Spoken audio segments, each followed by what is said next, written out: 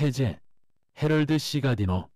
1392년에 어느 날 토마스 헤멜켄이라는 12살가량의 독일 소년이 네덜란드의 데벤터시에 있는 플로렌트 라데빈스의 집 문을 두드렸다.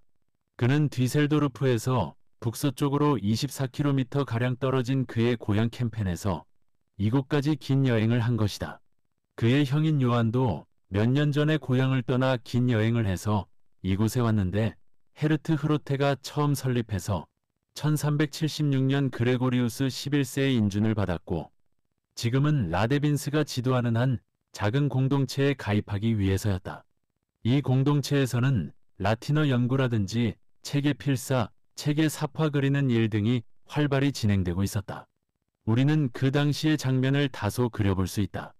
중세적인 도시의 자갈이 깔린 도로, 그 도로를 따라 늘어서 있는 단순하면서도 고풍스러운 집들, 그 가운데 한 집의 대문 앞에 독일계 농부를 연상시키는 옷을 입고 있는 한 조그만 독일인 소년이 서 있었다. 그는 딱 벌어진 어깨와 건강한 체구, 다소 부끄러움을 타면서도 조용하고 결심이 굳은 듯한 용모를 지니고 있었다. 토마스가 만년에 지은 그의 작품들은 이러한 그의 성격과 생활 환경을 반영하고 있는데 다소 검은 듯한 건강한 얼굴 표정, 조용하지만 결심이 확고한 성격, 학구적이고 성찰이 깊은 생활 태도 등이 반영되고 있다. 이처럼 아직 어린 시절에도 토마스는 교육받기를 갈망했고 독서와 명상의 조용한 생활을 원했다. 그가 즐겨 말하던 삶의 좌우명은 나는 작은 책과 더불어 좁은 구석에 앉아있는 것 이외에는 어디에서도 결코 휴식을 찾지 못했다는 것이었다. 아마도 그가 종교적인 생활이나 수도 생활에 대한 부르심을 느낀 것도 그처럼 어린 시절이었는지도 모른다. 이러한 두 가지 생활에 대한 충동 중에서 어느 것이 더 그의 관심을 끌었는지는 우리가 결코 알 수 없다. 그러나 그 당시 생활이 기독교인의 생활이나 수도 생활의 역사 또는 서구 문학의 역사적 과정을 위하여 매우 중요한 시기였음은 말할 필요도 없다. 토마스는 1379년에서 1380년 사이에 요한과 겔트루데, 헤멜켄의 아들로 태어났다. 그의 아버지는 대장장이었고 그의 어머니는 조그만 어린아이들을 위한 학교를 운영하고 있었다. 토마스는 그가 데벤터 시로 떠나기 전까지는 아마도 어머니가 경영하는 학교에 다녔던 것 같다. 그가 데벤터에 도착한 지 7년이 지났을 무렵 그는 종교적인 생활에 몰입하기로 마음을 먹었다. 그의 형인 요한은 당시 츠볼레 시의 외곽에 위치한 아그네텐베르그의 성 아그네스 산 수도원에서 부원장으로 있었다. 그러나 당시의 규칙에 의하면 특별한 허락이 없는 한 두 형제가 같은 수도원에 머무는 것을 금하고 있었다. 그러나 두 형제의 훌륭한 성품이 공식적으로 인정되어 함께 머물러도 좋다는 허락이 내렸다. 토마스는 1406에서 7년 동안의 세 가지 종교의 서약을 했는데 즉 청빈, 순결, 순종이 그것이었으며 1413년에는 33세의 나이로 사제 직분을 부여받았다. 1425년에 그는 수도원 부원장으로 임명되었으며 갓 들어온 수도사들을 훈련시키는 직분도 맡게 되었다. 또한 얼마 동안은 수도원의 서무장으로 일하기도 했으나 이러한 행정적인 종류의 일에는 그가 거의 소질이 없다는 것이 곧 판명되었다. 이러한 시기에 그가 몸소 체험한 세계는 특별한 혼란과 방황의 세계였다. 앞에서 우리가 이미 본 바와 같이 한 조그만 독일 소년이 독서와 명상의 화평한 생활을 원하면서 1392년에 데벤터 시의 한 오래된 집 문을 두드렸을 때 참으로 한가롭고 목가적인 분위기를 느꼈을 것이다. 그러나 토마스의 삶은 결코 한가롭지 못했을 뿐만 아니라 그가 살고 있는 세상도 결코 한가롭고 전원적인 분위기가 아니었다. 교회의 가장 근본적인 기초마저 흔들리고 무너져 내리는 것 같았다. 14세기 말에서 15세기 초엽에 필립 공과 교황 보니파키우스 8세의 사이가 좋지 못했으며 바바리아의 루이 황제는 3명의 교황, 즉 요한 22세, 베네딕투스 12세, 클레멘트 6세와 싸움을 벌였다. 기독교도 국민들은 2명 또는 3명의 대립 교황들 가운데서 성베드로의 진정한 후계자를 찾고자 했다. 그 시대의 방황과 혼란은 비단 정책이나 외교의 세계에만 국한된 것은 아니었다. 수도원들이나 수녀원들이 때때로 내부적인 불화로 인하여 분열되었고 외부 세계의 격동은 하나님의 평화가 지배해야 할 장소나 영혼소까지 파고들었다. 종교란 결코 건전한 상태가 아니었다. 그러나 그리스도의 교회에서 종종 일어나는 것처럼 영적인 마비와 혼란의 와중에서 하나님께서는 위대하고 고귀한 영혼들을 깨워 일으키셨으니 곧 이탈리아 시에나의 성 카타리나, 독일의 하일리의 주조와 작세니 루돌프, 프랑스의 장 샤를르 드 제르송과 네덜란드의 헤르트 흐로테를 비롯한 오늘의 헌신운동의 추종자들이 바로 그들이었다. 캠페니 토마스가 1392년에 바로 그날부터 접촉을 갖기 시작한 이 단체는 어떤 종교적인 체계를 구성하거나 집단을 형성하지는 않았고, 단지 초기 기독교인들의 경건한 삶을 가능한 한 많이 본받아서 살아가겠다는 결심을 굳혔다. 이러한 운동이 확산되자 이에 동조하는 많은 사람들이 자신의 가정에서 조용히 살아가면서도 영적인 삶과 굳건한 신앙을 유지하기 위하여 노력했고, 특히 사제직을 맡은 사람들은 자신이 속한 공동체에서 옛사도들을 본받아 더욱 경건한 삶을 살기 위해 애썼다. 그들의 성격은 아마도 그들이 즐겨 사용한 공동생활형제단이라는 단순한 명칭에 의해 가장 잘 드러나는 것 같다. 그들의 가르침은 오늘의 헌신이라고 부르는데, 이 운동으로 인하여 그들은 그들의 생각으로는 지나치게 과장되고 우월한 신비주의에 몰두하는 사람들로부터 구별되기를 바랐다. 그들의 주요한 목적들 가운데 하나는 그 시대에 팽배되어 있는 종교적 방종에 대한 하나의 치료책으로 경건한 종교 생활을 심화시키는 것뿐만 아니라 건전한 가르침을 증진시키는 데 있었다. 15세기 말엽에 공동생활형제단이 주관하는 학교는 독일 전역은 물론 네덜란드까지 확산되었고, 에라스무스 같은 사람도 그들의 영향을 받았다. 그들의 가르침이 플란더스의 산문이 뛰어난 순결성의 단계에 이르렀다고 평가되던 시대에까지 영향을 미쳤다는 사실은 주목할 만한 일이라 하겠다. 이 공동생활형제단이 모든 곳에서 존경스러운 눈길을 받는 것은 아니었다. 그들은 하나님의 사랑으로 자유로이 가르쳤으며 물건이나 헌금을 요구하거나 받는 것이 허용되지 않았고, 오직 일용할 양식을 얻기 위해서만 일했다. 이러한 이유 때문에 이해 관계가 있는 적지 않은 종교적 혹은 일반적인 단체 모두가 그들을 곧장 위험스러운 개혁자들로 몰아붙이기 시작했다. 그러나 그들은 1376년에 교황성 그레고리우스 11세의 승인을 얻었고, 차츰차츰 성장하여 쿠사이 니콜라스 같은 위대한 추기경들의 후원을 받기도 했다. 1384년 헤르트 흐로테가 44세 초반에 죽을 병으로 눕게 되었을 때 그는 그의 형제단이 좀 더 확고하고 안정된 조직이 필요하다고 생각했고, 그리하여 그들로 하여금 성 아우구스티누스의 수도 회칙을 채택하도록 촉구하였다. 그러므로 토마스가 성 아그네스 수도원에 들어가 서약을 했을 때 그는 엄격한 의미에서 참된 종교 생활을 시작했지만, 그의 수도원 생활은 아직도 여전히 공동생활형제단의 정신을 간직하고 있었다. 흐로테의 소망은 1387년 츠볼레로부터 남쪽으로 6km가량 떨어진 빈데샤임이라는 곳에 형제단 건물이 설립됨으로써 최초로 시료를 거두게 되었다. 빈데샤임과 츠볼레에 있는 두 형제단 수도회의 연대기로부터 토마스의 일생에 대한 여러 가지 사실적인 기록들이 발견되었다. 그가 처음 공부를 시작한 데벤터시는 형제단의 한 독립적인 기관이었다. 18세기 말엽에는 단지 두 곳의 기관만이 남게 되었으니 종교개혁의 거대한 물결이 80여 개에 이르는 다른 기관들을 전부 일수해버렸고, 한때는 2000여 명이 넘는 학생을 보유했던 데벤터의 기관도 같은 길을 걷고 말았다.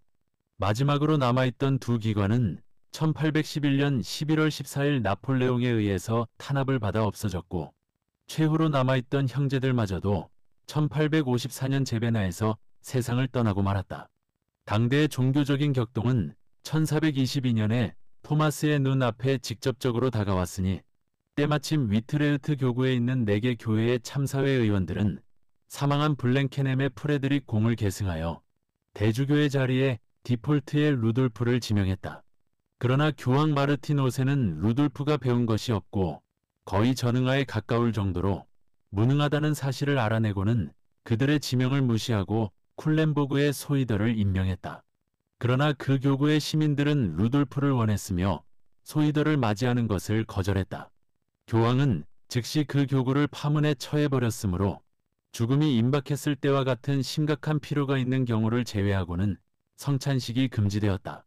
그 교구의 주민들은 영성체나 고해성사는 물론 그들이 교황에게 복종할 때까지 미사를 드리는 것조차 금지되었다. 위트레흐트의 시민들은 마침내 그 교구에 속한 성직자들에게 그들에게 성례를 베풀든지 아니면 나가라고 요구했다. 토마스가 속해 있던 수도회는 교황에게 불복종하는 것보다는 차라리 망명을 택하여 1429년 6월 11일에 하링겐 부근의 루넨케르크의 수도원으로 옮겨갔다. 그의 형인 요한의 건강이 나빠지고 있었으며 망명으로 인한 환경의 변화 때문에 더욱 악화되어 갔다. 마침내 그는 3년 후에 아르나인 근처의 베다니에서 사망하고 말았다.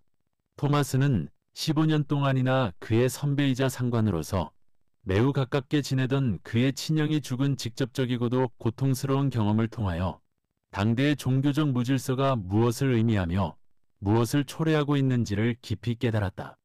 이것이 바로 그의 저서 그리스도를 본받아가 좋고 건전하긴 하지만 동떨어지고 이론적인 영적 교훈이 아니라 아주 진실하고 경험적 어조에 설득력 있는 책이 된 한 가지 이유가 될 것이다. 토마스는 속세로부터 물러나 수도 생활을 할 것을 강력히 권하고 있으나 이러한 은둔 생활은 토마스가 뜻하고자 했던 바 그대로 이해되어야 하며 몇몇 주석가들이 자기 나름의 생각을 삽입시켜 설명하는 대로 이해되어서는 안 될 것이다. 그의 형이 사망한 이후 토마스는 그 수도원에서 여러 가지 다른 직분을 부여받았으며 1448년에는 두 번째로 부원장의 자리에 선출되기도 했다. 그러나 그 이후에 20년 동안의 그는 학생이자 상담자, 필사자 및 저자로서 매우 조용한 생활을 영위했다. 그의 펜 끝으로부터 그리스도를 본받아 이외에도 많은 훌륭한 작품들이 쏟아져 나왔는데 그 중에는 설교집, 수도사와 초신자의 훈육을 위한 글들, 그리고 성 리드빈과 헤르트 흐로테의 전기 등이 포함되어 있다. 그는 1471년 6월 25일에 사망했는데 성 아그네스 수도원의 연대기에는 이로써 그의 삶은 완성에 이르게 되었으니 이때가 성 야고보의 축제일이었으며 그의 나이 91세, 종교생활 63년째, 수도생활 58년째 되는 해였다라고 기록되어 있다. 그의 주검은 수도원의 묘지에 안치되었다가 종교개혁 이후 2세기가 지난 뒤에 그 수도원이 폐허에 이르자 츠볼레로 옮겨서 성 미카엘 교회에 안치되었다.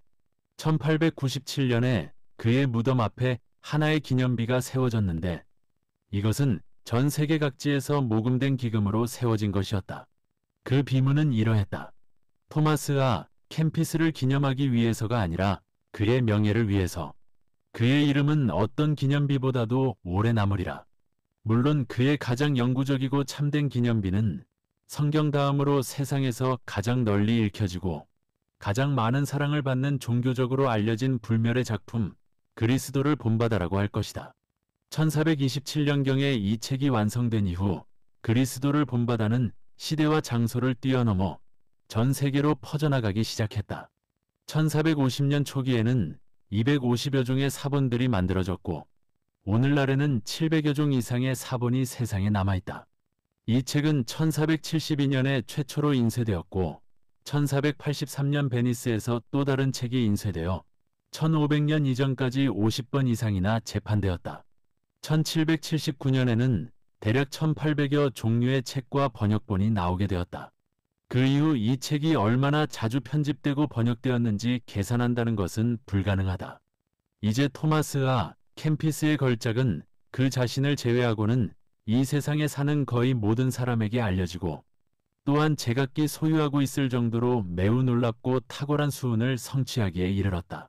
몇 세기를 지나는 동안 토마스와 캠피스가 아닌 또 다른 25명가량의 저자들이 제시되었는데 그들 중에는 성 베르나르, 성 보나벤투라, 작세니 루돌프, 장드 제르송, 헤르트 흐로테 등등이 포함되어 있다. 사실 이 황금 같은 메시지를 누가 썼느냐 하는 것은 그다지 중요한 일이 아니므로 학자들이나 따지고 논쟁할 일이며 독자들은 누가 그것을 썼든 다만 이 책을 충분히 탐독하여 놀라운 생명의 잔치에 나아가야 할 것이다. 여기에서 이 책의 저자가 과연 누구인가 하는 의문을 깊이 파고들 필요는 없다.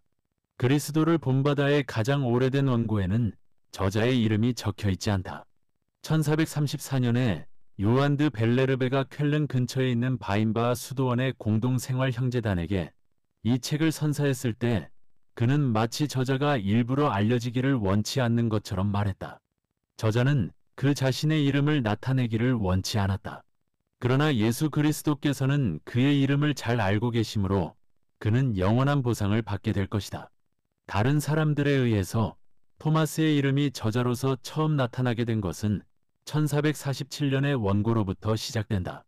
그러나 그 후에 쏟아져 나온 수많은 번역본에는 이 책은 츠볼레 근처의 성 아그네스 수도원의 수도사였던 토마스 아 캠피스에 의해 만들어졌다라는 내용의 추신이 포함되어 있다. 이 책의 저자일지 모른다고 많은 사람들이 여기고 있는 다른 두 사람은 파리 대학의 총장이었던 장드 제르송과 공동생활 형제단의 창시자인 헤르트 흐로테이다. 제르송의 이름이 나오게 된 것은 15세기로 거슬러 올라가는데 1460년에 나온 한 번역본에 그의 이름이 나타난 것에 기인하여 그 후 많은 저서에서 그의 이름이 등장하였다. 최근의 연구에 의하면 그가 저자일지도 모른다는 가능성을 강력히 배제하고 있다.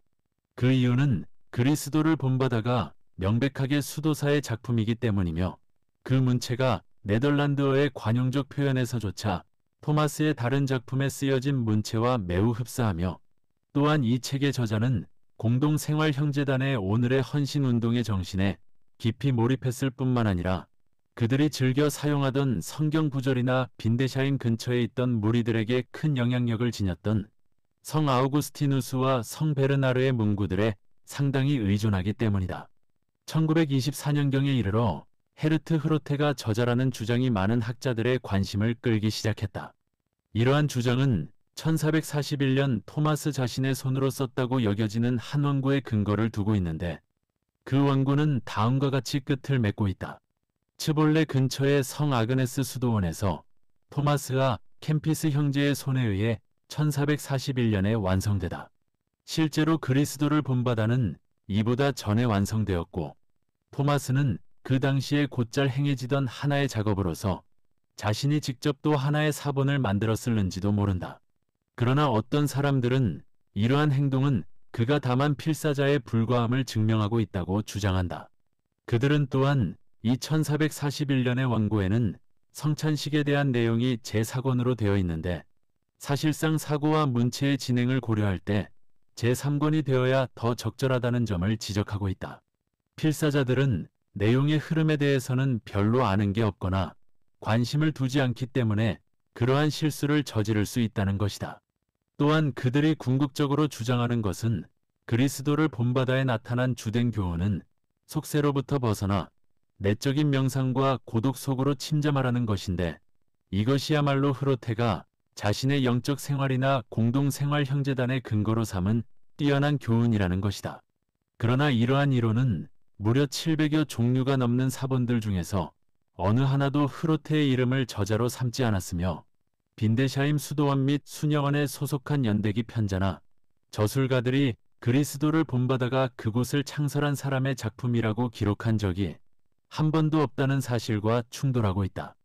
내가 보기에는 일찍이 논의되지 않은 또 하나의 어려움이 그리스도를 본바다를 쓸 당시의 토마스의 나이에 관한 문제이다. 언뜻 보기에 이 책은 꽤 나이 지긋한 사람 혹은 최소한 성숙한 어른의 명상들을 소중하게 다룬 것처럼 보인다. 이 책은 사실상 몇몇 사람들이 생각하는 것처럼 젊은 사람을 위한 책이 아니다.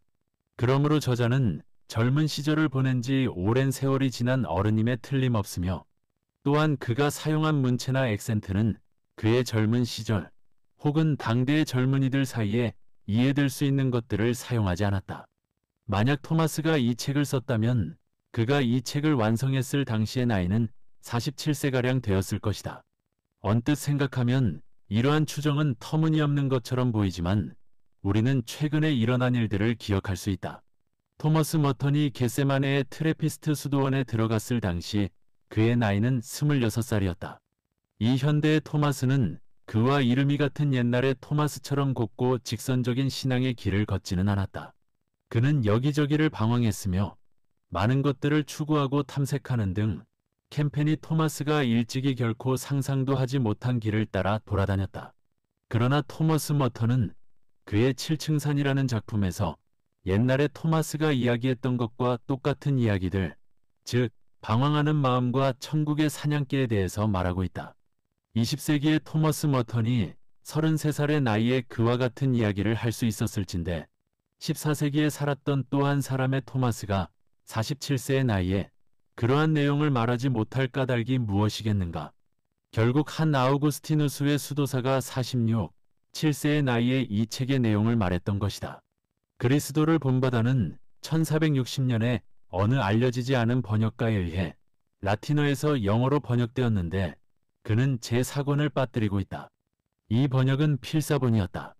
최초로 인쇄된 영어판 번역본은 1502년에 윌리엄 애킨슨이라는 케임브리지 출신의 학자에 의해 만들어졌는데 이 책도 역시 처음에 세 권만 포함하고 있다. 1503년에 헨리 7세 대왕의 어머니인 마가레트 뷰포르트 왕비가 프랑스판에서 제4권을 번역했다. 애킨슨 뷰포르트 번역의 합본이 16세기 초엽에 수없이 인쇄되었다.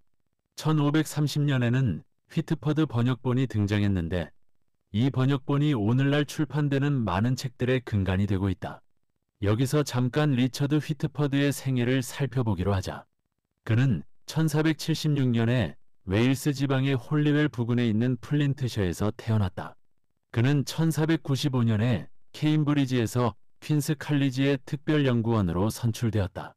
다음 해에 그는 5년 동안의 휴가를 얻어 마운트 조이 영지의 네 번째 영주인 윌리엄 블론트를 따라 신부로서 대륙으로 건너갔는데 그가 언제 어디서 성직 임명을 받았는지는 알려지지 않고 있다. 1498년에 그가 영국으로 돌아오자마자 그는 곧 윈체스터 주교인 리처드 폭스의 보좌 신부로 임명되었다. 1507년에 그는 미들섹스 지방 일스워드에 있는 시온 하우스의 브리지틴 수도원에 들어갔는데 여기서 그는 풍부한 저술의 경력을 쌓기 시작했고 1555년에 사망함으로써 그의 일생은 막을 내렸다. 그의 경건한 논문들은 널리 읽혀졌으며 영어 문장의 뛰어난 매력과 호소력 있는 표현으로 인하여 유명해졌다.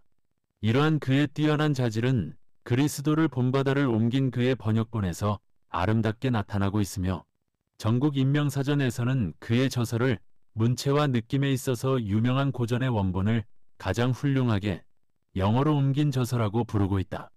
휘트퍼드의 번역본이 가장 학문적인 저서로서 등장한 것은 참으로 획기적인 일이 아닐 수 없으며 에드워드 J.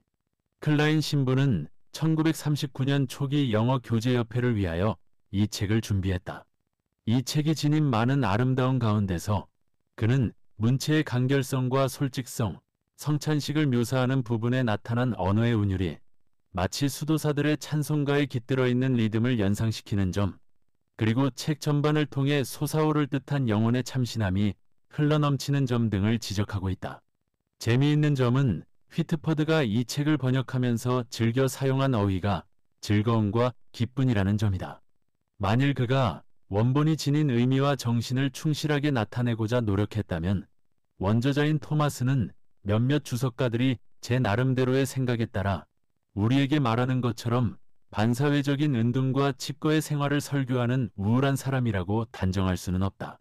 휘트퍼드의 문학적 영향력은 마땅히 받아야 할 정도의 주의를 끌지 못해왔다. 이는 그의 번역이나 작품이 연대적으로 잘못 기록되어 있어서 학자나 비평가의 관심을 끌지 못했기 때문이다. 클라인 신부는 그의 번역 작품이 1556년에 완성되었다는 모든 그릇된 오류를 깨뜨리고 1530년이라고 확정적으로 설정해 놓았다. 16세기 초엽에 영국의 산문은 지나친 수식과 가식의 위험에 빠져 있었는데 몇몇 의식 있는 작가들이 문체에 지나친 장시거나 수식구 붙이는 것을 거부하고 명백하고 간결하며 신선한 문체를 유지하기 위해 노력하고 있었다. 이러한 작가들 가운데 뛰어난 인물이 바로 토머스 모어경이다. 사실상 우리가 지금 알고 있는 바와 같이 그를 영국 산문의 아버지라고 부르는 데에는 충분한 이유가 있었던 것이다. 휘트퍼드와 모어는 친한 친구 사이였다. 이러한 사실은 예를 들면 에라스무스가 두 번째로 영국을 방문했을 때 그가 휘트퍼드에게 써보낸 편지 내용에서 명백히 나타나 있다. 에라스무스는 모어와 자기 자신에 대해 말하면서 휘트퍼드에게 이렇게 썼다. 당신은 우리 둘을 똑같이 사랑하고 있소. 또한 우리 둘에게 당신은 똑같이 귀중한 사람이오. 또한 모어는 그리스도를 본받아에 대한 휘트퍼드의 번역판을 거의 틀림없이 알고 있었을 것이다. 만약 그가 이 번역판을 확실히 알고 있었다면 그의 나무랄 데 없이 뛰어난 감각과 예리한 판단력은 여기에 참으로 귀중한 영어 문체의 보석이 있음을 간파했을 것이다. 휘트퍼드가 미친 영향력은 아주 다른 또 하나의 방향에서 광범위하게 추적될 수 있다. 그의 번역본은 16세기를 통틀어 빈번하게 인쇄되었으므로 일반 독자들이나 저술가들 사이에 광범위한 독자층을 보유하게 되었고 의문의 여지 없이 1611년에 성경 번역을 준비했던 사람들도 그것을 아주 잘 알고 있었다. 클라인 신부의 말에 의하면 이 성경 번역가들은 이 책의 알기 쉬운 문체, 간결하고 생생하며 신선한 표현에서 깊은 영향을 받았다. 그것은 휘트퍼드의 표현을 사용하면 빨리 솟아나오는 샘물과 같은 것으로서 그곳으로부터 영어 문장의 주요한 흐름이 아름다움과 생명력을 지니고 흘러나오는 것이다. 그리스도를 본받아는 문체 이외에도 또 다른 면에서 상당한 문학적 영향력을 지니고 있다. 예를 들어 토머스 드퀸시는 이 책이 성경 구절들을 아주 적절하고 효과 있게 이용한 것에 대하여 칭찬을 아끼지 않고 있다. 찰스 킹슬리는 이 책이야말로 고귀한 영혼을 위한 학교라고 말하였고 세뮤얼 존슨, 토머스 칼라일, 그리고 다른 여러 사람들이 이 책의 이 같은 특성에 대하여 같은 뜻으로 말했다. 이 책은 이 책을 읽는 각각의 독자들에게 제각기 특별한 메시지를 지니고 있으며 적극적이고 영감을 주는 교훈을 전달하고 있다. 비록 휘트퍼드가 이 책을 번역하면서 즐거운, 기쁜 등의 어휘를 즐겨 사용했지만 이 책은 종종 염세적이고 반지성적이며 패배적이고 부정적인 면이 많다고 일컬어져 왔다. 이 책의 배경으로 깔려있는 오늘의 헌신운동에 대해 언급하면서 필립 휴 신부는 그의 교회사에서 다음과 같이 말했다. 이 책이 지니는 가장 주목할 만한 약점은 어디에서도 가톨릭의 교리와 직접적으로 연관된 신앙심을 찾아볼 수 없다는 점이다. 이는 마치 이 책에 나오는 대부분의 내용이 가톨릭적이거나 특별하거나 필수적인 것들이 없다는 말과도 같다. 교회가 하나님의 은총에 의하여 창건되는 근거가 되는 교리들과 신앙심을 연관시키는 데에 어떠한 주의도 기울이지 않았다는 점은 그것이 의도적이었기 때문에 더욱더 심각한 면을 지닌다. 그러나 물론 이 책을 저술하거나 번역한 작가들이 가톨릭의 교리에 대해 무관심했거나 적대적이었던 것은 아니다. 그들은 모두가 뛰어난 기독교인들이었고 신앙심뿐만 아니라 열정과 사랑도 온전한 가톨릭 교도들이었다. 그들은 아마도 교리적인 기초는 이미 알려지고 받아들여진 것으로 전제했을 것이다. 그러나 그들은 당시의 형식적인 신앙이나 과도한 형식에 대해서 격렬하게 반발하는 가톨릭 교도들이었다. 휴 신부가 제시한 이러한 문제는 사실상 위험스러운 것임을 알 수 있는데 왜냐하면 경건한 신앙심이 교리적인 기초로부터 벗어나면 자칫 감상적이고 잘못될 우려가 있기 때문이다. 그는 이렇게 말했다. 오늘의 헌신운동의 방향이 신학적으로 전혀 무지한 사람들의 손에 함부로 넘겨지면 모든 종류의 탈선과 그릇된 신앙이 야기될 가능성이 많다. 그렇게 되면 오늘의 헌신이란 영적으로 유익하고 좋은 것이 아니라 단지 자연적으로 좋은 것에 대한 신앙, 즉 친절, 예의, 청결함 등등에 대한 신앙으로 변질될 수 있다. 즉 저자는 자신도 모르는 사이에 스스로 좋다고 생각하는 것을 가르치게 되며 이로 인해 기독교 신앙에 대한 혼란이 야기되는 것이다. 이것은 매우 타당하고 현명한 견해이며 처음으로 그리스도를 본받아를 접하게 되는 독자는 특히 마음에 새겨야 할 것이다. 이 작은 책은 결코 기독교 신앙의 전부가 아니며 다만 기독교 신앙의 지극히 작은 단편일 뿐이다. 이 작은 단편 자체도 교리적인 것이 아니며 현저하게 지적인 내용도 아니다. 휴 신부가 언급한 것은 이 책의 특별한 문학적 표현에 적용된다기보다는 이 책의 전체적인 흐름에 적용된다. 의심할 여지 없이 신앙의 교리적인 기초에 대하여 부주의했던 이러한 형태의 책은 종교개혁을 위한 길을 트고 있는 여러 가지 사상에 영향을 미쳤을 것이다. 그리하여 토마스는 종교개혁을 위한 선구자로 인정을 받기도 한다.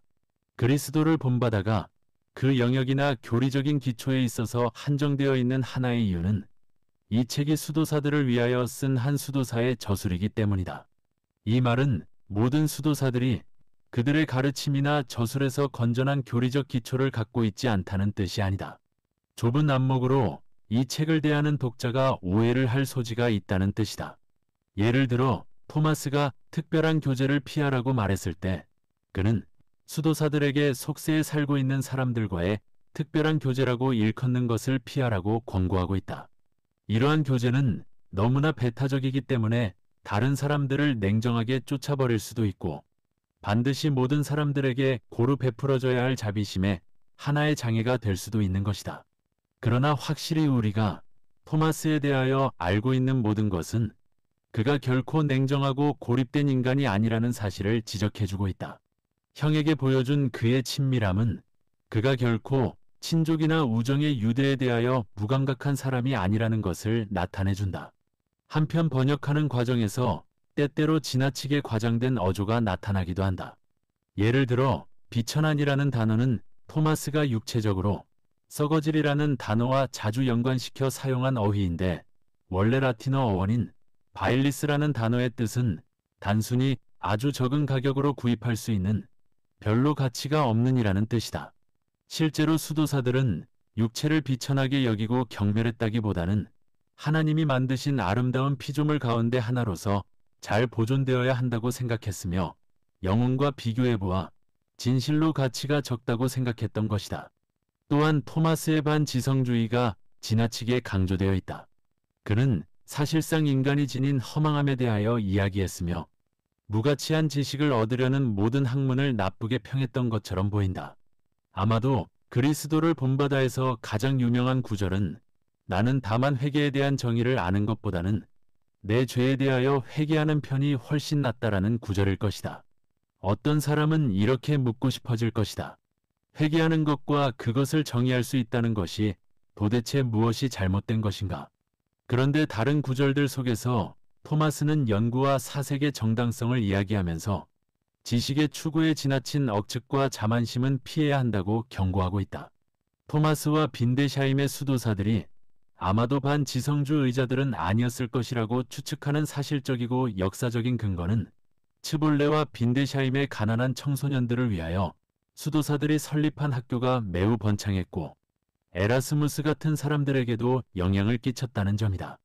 만일 이러한 학교들이 문법이나 작문, 읽기 이상의 것들을 가르치지 않았더라도 이 정도의 범위에서 세상적인 지식을 전하려 했던 수도사들의 아낌없는 수고는 그들이 지식을 단지 헛되고 무용한 죄악의 근원으로 여기지 않았다는 사실을 강력히 나타내 주고 있다. 그리스도를 본받아에는 경건한 두려움뿐만 아니라 겸손과 평화의 정신이 숨쉬고 있다. 만일 토마스가 죄악에 대한 회개와 우리가 거역했던 하나님에 대한 경외심을 강력히 주장하고 있다면 그는 그러한 회개와 경외심이 지니는 궁극적인 목표가 곧 기독교인의 신앙과 참된 기쁨이라는 사실을 기억하고 있는 것이다. 이러한 점에서 비추어 볼 때 그가 비록 교리에 근거하여 이런 것들을 설명하지 않았다고 할지라도 그는 올바른 입장에 서 있다고 말하지 않을 수 없다. 기독교인의 삶은 두 가지 양면성을 지니고 있다. 즉 자기 자신을 믿지 못하고 자신의 힘만으로는 죄악을 벗어나 은총 속에서 자랄 수 없다고 하는 무능의 고백이 그 하나여 하나님의 은총에 대한 확고한 믿음을 지니고 그로 인하여 우리에게 모든 것이 가능하다고 믿는 자신감이 다른 하나이다. 그리스도를 본받아를 읽거나 이에 대해 깊이 생각할 때에 위와 같은 것들을 마음에 새겨두었다면 독자는 이 책이 얼마나 귀중한 고전인가를 발견하게 될 것이다. 이 책은 기독교 신앙에 대한 완전한 설명서가 아니라 우리의 영적인 생활을 심화시켜주는 일련의 명상들이라고 이해되어야 할 것이다. 토마스 자신의 말 가운데 그는 우리에게 거룩한 성경 말씀 속에서 문체에 대한 호기심보다는 영적인 유익을 구해야 한다고 권하고 있다. 만일 독자들이 자신은 지금 훌륭한 신앙의 고전을 마주 대하고 있다는 사실을 인식하면서 이 책으로부터 무엇보다도 영적인 유익을 구하고자 노력한다면 위와 같은 토마스의 권고를 망각해버리는 결과는 초래하지 않을 것이다. 아무쪼록 이 책이 모든 독자들에게 영적인 유익과 참된 삶의 기쁨을 가져다주는 끊임없이 솟아나오는 샘물이 되기를 간절히 바란다. 토마스 아 캠피스의 배경, 오늘의 헌신운동, 디보우쇼우 모으더너 홍치모. 오늘의 헌신운동은 네덜란드의 데벤터에서 출생한 헤르트 흐로테의 회심에서 시작되었다. 이 운동의 중심지는 항시 데벤터였으며 흐로테는 자기의 집을 공동생활자매단의 숙소로 제공하였다. 흐로테는 자기의 제자 12인을 택하여 장차 수행할 사업을 준비하던 중 1384년 흑사병으로 죽었다. 그리고 그가 제자들에게 준 감화력은 대단한 것이었으며 그를 사모하고 추종하던 제자들은 그의 유언에 따라 공동생활형제단을 조직하기에 이르렀다. 그가 이와 같은 운동을 전개하게 된 동기는 어디까지나 순수한 종교적인 것이었고 그의 심령의 깊은 곳에서 우러나온 소명적 결과라 할 수 있겠다. 형식과 무지와 빈곤 속에서 방황하던 그 당시의 교회와 특히 수도원은 절망적인 질식 상태에 있었다. 흐로테는 교회와 수도원 개혁의 필연성을 절감하고 우선 수도사들의 무력하고도 타락한 생활에 대하여 경종을 울렸고 일반 평신도에게까지도 한층 더 열정적이고 청빈한 신앙생활의 필요성을 강조하였다. 디보우쇼우 모으더너는 프레젠트 데이 디보우션, 즉 오늘의 헌신을 의미하는 것이었다. 하나님에 대한 오늘의 헌신을 생활의 신조로 삼고 나아가는 흐로테와 그의 제자들에게 호응하여 데벤터와 츠볼레에 운집한 젊은 성직자들과 수도사들, 그리고 학생들은 각기 적합한 형제단에 가입하여 단체 생활의 첫걸음을 밟게 되었다. 형제단의 생활 목표는 원시 기독교회를 모방한 것이었다. 기성교회의 성직자나 수도사들도 형제단에 가입하여 같이 생활할 수 있었고 그들은 주로 기독교 고전 문헌을 필사하여 그것을 판매한 수입으로 생활을 지탱하였으며 동지들의 적극적인 헌금이 도움이 되기도 하였다.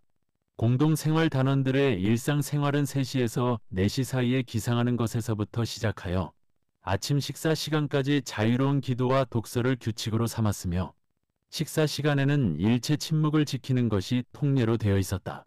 저녁 때까지는 각기 맡은 일과에 전념하였다.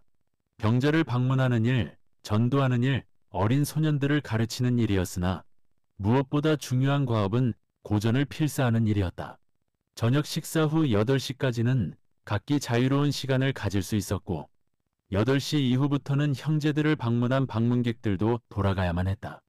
8시 반이면 취침 시간으로 그날의 일과는 모두 끝이었다. 주일이 되면 형제들은 숙소마다 집회를 열고 성경을 낭독한 후 성경 구절을 해석하는 것을 예배의 중심으로 삼았다. 성경 구절의 해석은 형제들 중 누구를 막론하고 자유로운 의견을 제출할 수 있었고 논의의 대상이 될 수 있는 문제가 야기되었을 때에는 흉금을 터놓고 몇 시간이고 진지한 토론을 전개시켰다. 이와 같은 분위기 속에서 학문 연구의 기품과 정신이 싹트지 않았을까. 더구나 흥미있는 사실은 만약 어떤 사람이 형제단에 가입하여 공동생활에 참가할 것을 희망하면 형제단원들은 입단하기를 청원하는 사람의 건강 상태를 시험하여 보고 정신력 여부를 테스트하였다. 그리고 라틴어로 문장을 자유자재로 읽으며 쓸 줄 아는 것과 독서를 진정으로 사랑하는가를 검토한 후 적격자로 인정을 받게 될 때에는 1년을 테스트 기간으로 같이 생활할 것을 허락하였다. 훈련 기간 중 아무 사고 없이 맡은 과업과 책임을 성실하게 완수했을 경우에야 비로소 정식 단원으로 인정하였다. 형제들과 생활하는 도중 어떤 사정으로 말미암아 공동생활에서 벗어날 수밖에 없을 때에는 언제든지 공동생활에서 이탈할 수 있었고 일단 이탈한 후엔 다시 가입할 수 없었다. 그러면 오늘의 헌신운동의 주동적 구성원으로 되어 있는 공동생활형제단을 어떻게 평하여야 할까? 로이스 브루크, 타울러, 주조, 에크하르트 등과 같이 범신론적 신비주의자들로 갈파하여야 될 것인가? 이에 대하여 하이마 교수는 형제 단원들을 가리켜 실천적 신비주의자들이라고 부르고 있다. 즉 그들은 정적 상태에서 신과 직통으로 연합하려는 노력이나 의지가 전혀 없었고 오히려 예수님의 말씀대로 이웃 사랑하기를 내 몸과 같이 하였고 낮에는 힘써 노동함으로써 그 대가로 얻는 수입으로 불쌍한 사람들을 구제하는 것이 그들의 목적이었다. 한 걸음 더 나아가 타락한 교회를 개혁시키는 일이 그들의 궁극적 목표였으며, 그러기 위해서 가장 타당한 방법은 자라나는 청소년들을 교육시키는 일과 그들을 하나님께 인도하는 것이었다.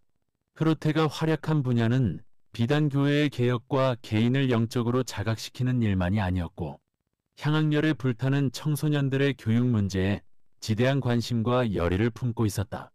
특히 저녁이 되면 때때로 학생들을 자택에 초대하여 고전을 읽어주고 학문 연구에 관한 토론도 시켰다. 데벤터나 츠볼레에 거주하는 지식인들 중에는 특히 교사들과 밀접한 교제를 가지면서 지식과 교양을 쌓는 사람이 적지 않았다. 교사 중에서 흐르테의 마음에 든 사람이 후에 데벤터 학교를 확장시키는데 큰 도움을 준 요한 켈레였다. 그는 본래 츠볼레의 시립학교에서 가르치던 중 흐르테의 종교 사상에 큰 감화를 받자 간접적으로 형제단과 관계를 맺게 되었다. 켈레는 여러 지방에 산재하고 있는 학생들을 800명이나 흡수하는 데 성공하였고, 오늘날 우리들이 실시하고 있는 중등교육 제도를 창안하여 내놓은 선구자였다. 흐르테와 켈레의 실천적인 교육 활동에 용기를 얻은 공동 생활 형제들의 관심은 점차 교육 방면으로 집중되었다. 그 당시 낡은 사상으로 고질화되어 버린 성인들과 타락하여 교인들의 영혼에 대하여는 아무 관심조차 없는 성직자나 수도사들을 재교육시킨다는 것은 매우 어려운 일이었다. 그러므로 교회를 개혁시키는 효과적인 방법은 일선에서 활동하고 있는 수도사들을 대신할 수 있는 사람으로서 세속에 물들지 않은 청소년들을 교육시키는 길밖에는 없었다. 1450년까지 형제 단원들 중에서 직접 청소년들을 교육시키는 단원의 수는 실제적으로 제한되어 있었다. 대부분의 형제들은 합숙소에서 고전을 필사하여 학생들과 연구자들에게 판매하는 것이 중요한 사업이었으나, 인쇄술의 발명으로 고전의 가격은 떨어졌으므로 1475년경부터 이들 공동 생활 형제들은 자신의 수입을 다른 곳에서 마련하지 않으면 안 되었다. 그리하여 다수의 형제 단원들은 일선 교사로 그들의 직업을 전향시켰다. 인쇄술의 발명과 고전의 다량 보급은 형제 단원들로 하여금 고전을 필사하는 처지에서 고전을 깊이 연구하고 가르치는 지위로 향상시켜 주었다. 15세기 중엽까지만 하여도 공동 생활 형제들은 인문주의자들의 교육 원리에 영향을 받지 않았다고 하이마 교수는 언급하고 있다. 그들의 교육 방법은 여전히 중세적이었고 교과서는 구태의연하였다. 그러나 1455년경부터 형제 단원 중 어떤 진보적인 형제는 이탈리아 인문주의 사상과 그 교육 원리에 접촉하기 시작하였으며, 특히 이탈리아의 인문주의자 발라와 피치노의 작품들을 탐독하기 시작하였다는 것이다. 오늘의 헌신운동이 당대의 지도적인 인문주의자들의 교훈을 직접적으로 흡수하였다고 단정짓는 것은 아직 속단일지는 모르나, 다수의 형제 단원 중에는 급진적인 개혁자들 측에 가담하여 교황과 스콜라주의를 공격하고 심지어는 자기네들이 사용하고 있는 교과서를 비웃고 있었다는 것만은 사실이었다. 이들은 이미 흐르테나 켈레가 시작한 저 숭고한 개혁운동의 참된 대표들이라고 볼 수 없고, 후대의 성경적 인문주의자나 기독교 인문주의자의 전신이었다고 보아야 옳을 것이다. 이와 같이 오늘의 헌신운동의 내부가 스스로 변화를 겪으면서 발전해가고 있을 무렵, 흐르테의 추종자들 중에서 다른 한 갈래의 집단을 형성하고 있는 무리가 있었다. 소위 빈데샤임 회중의 아우구스티누스 참사회라고 부르는 단체로서 아우구스티누스회 수도원의 정신과 규칙을 생활의 규범으로 삼는 준수도원적인 성격을 띠고 활약하는 무리들이었다. 그들이 아우구스티누스회의 규범을 선택한 것은 비교적 온건한 복음에 입각하고 있었기 때문이었다. 그들은 1386년 츠볼렛이 동남 5km 지점에 있는 빈데샤임에 자리를 잡았다. 이리하여 1400년경에는 데벤터 시북방 5km 지점에 있는 디펜벤의 수도원을 건립하였는데, 이는 공동생활 자매단보다 더 종교적이고 조직적으로 발전되어 나타났다. 15세기를 통하여 이 지역에 산재하고 있었던 수도원은 거의 흐르테의 제자들의 영향을 받아 빈데샤임의 회중에 가입되었고, 약 300곳이 넘는 수도원이 직접 혹은 간접적으로 오늘의 헌신운동의 영향 아래 있었다. 이미 기술한 바와 같이 오늘의 헌신운동 자체에 있어서 두 갈래의 흐름을 다음과 같이 구분지을 수 있다. 즉 공동생활 형제들 중에 어떤 이들과 빈데샤임 수도원의 대부분의 형제들은 로이스부르크나 에크하르트, 그리고 주조와 타울러의 신비적 요소가 농후한 친구들이었다고 볼 수 있으며, 이들을 대표하는 이가 곧 토마스 아 캠피스라고 할 수 있을 것이다. 반면 이들과는 달리 나머지 형제들은 진보적이며 좀 더 합리적인 요소를 내포하면서 정신적 또는 물질적인 의미에서 적극적인 활동을 전개시킨 형제들이었고, 그들을 대표하는 사람들은 흐로테 자신을 비롯하여 라데빈스와 제르볼트였다고 볼 수 있다. 특히 후자에 속한 형제들은 그들의 활동 원리를 거의 성경과 초대교회 교부들의 저서에서 끄집어냈다는 사실이다. 공동생활형 재단에는 기성교회와 같이 어떤 강력한 권력의 뒷받침이나 조직체 같은 배경도 없었고, 또한 체계적인 교리도 없었다. 오직 원시 기독교의 순수한 신앙과 생활로 돌아가려는 종교적인 정열과 학구적인 정신만이 충만되어 있었다. 그러나 이들의 운동이 종교적인 것에만 국한되었던 것이 아니고, 고전 연구와 복음 및 헌신적인 교육 사업 등 다채로운 활동은 북구 문예부흥 운동의 모체로서 견고한 초석이 되어 주었다.